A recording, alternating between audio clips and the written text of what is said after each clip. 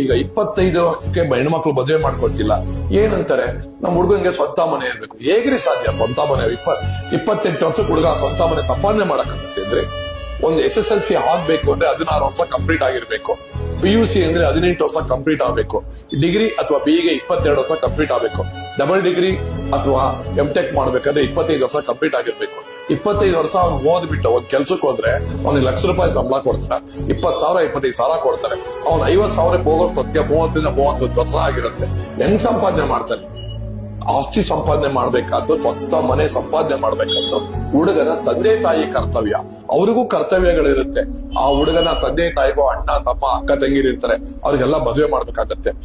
ಅಂದ್ರೆ ಬೆಂಗಳೂರಲ್ಲಿ ನಾವು ಸುಮಾರು 1,70,00,000 ಜನಸಂಖ್ಯೆ ಇದೀವಿ. 1,70,00,000 ಮನೆಗಳಿದೆ ಅಲ್ಲಿ ಬೆಂಗಳೂರಲ್ಲಿ. ಎಲ್ಲರೂ ಸ್ವಂತ ಮನೆಯಲ್ಲೇ ಇದೀವ?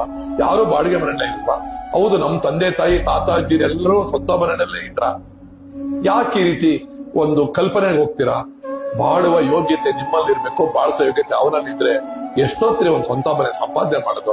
ಇಬ್ಬರು ಸಂಪಾದನೆ ಮಾಡಿದ್ರೆ ಒಬ್ಬರ ಸಂಪಾದನೆಯಲ್ಲಿ ಜೀವನ ಮಾಡ್ಕೊಂಡು ಮತ್ತೊಬ್ಬರ ಸಂಪಾದನೆ ಉಳಿಸ್ಕೊಂಡು ಒಂದ್ ಸೈಟೋ ಮನೆನೋ ಮಾಡ್ಕೋಬಹುದಲ್ವಾ?